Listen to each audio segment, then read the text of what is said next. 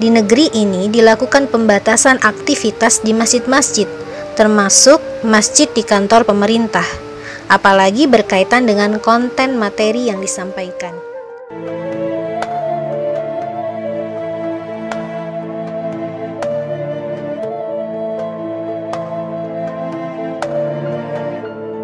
Khutbah diawasi, majelis taklim diinstruksikan untuk didaftar, ustadz dan dai akan disertifikasi, dan tak boleh membawa-bawa politik ke dalam masjid.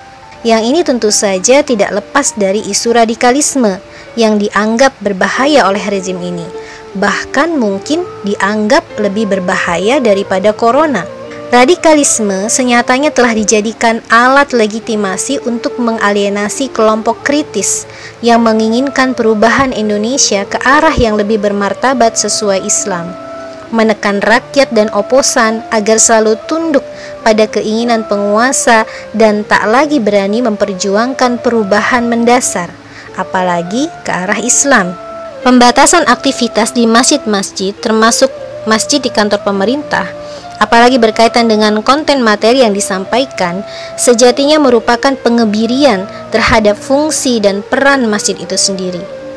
Masjid adalah tempat untuk menyiarkan Islam, menyebarkan pemahaman Islam ke tengah-tengah umat, untuk membina dan mencerdaskan umat, juga mengajak umat ke jalan yang lurus. Maka, selama konten materi tidak bertentangan dengan Islam, sesungguhnya tidak perlu dikhawatirkan. Islam juga mengajarkan amar ma'ruf nahi mungkar, mengajak kepada kebaikan dan mencegah kemungkaran.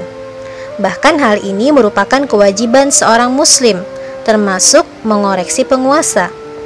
Rasulullah SAW juga menyatakan dengan spesifik tentang kewajiban serta keutamaan melakukan muhasabah atau koreksi kepada penguasa. At-Thariq menuturkan sebuah riwayat, ada seorang laki-laki mendatangi Rasulullah SAW seraya bertanya, jihad apa yang paling utama? Rasulullah SAW menjawab, kalimatul haq yang disampaikan kepada penguasa yang zalim.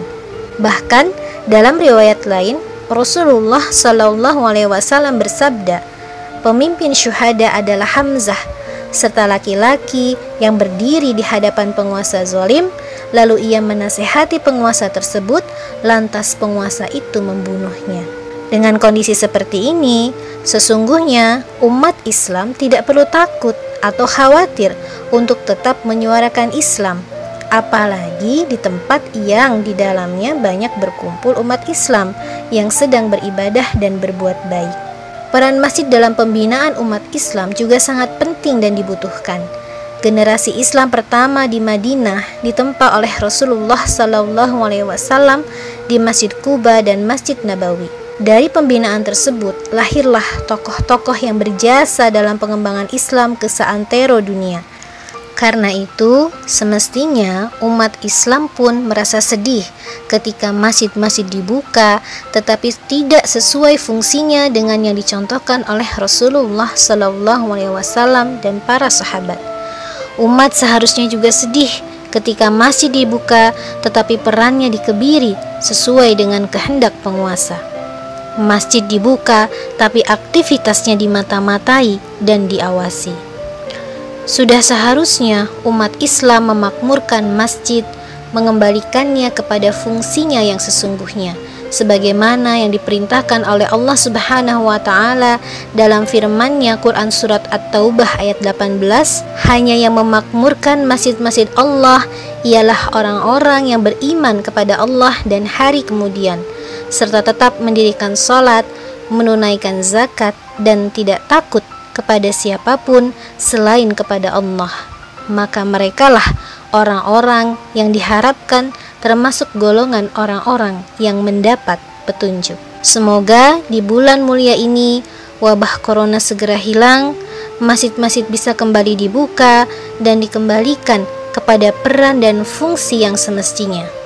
Dengan itu kita berharap umat Islam akan kembali bangkit dengan kegemilangan risalah Islam yang diembannya, dan semua itu bisa dimulai dari masjid. Wallahu a'lam bishawab. Hadanallahu wa iyyakum ajma'in. Wassalamualaikum warahmatullahi wabarakatuh.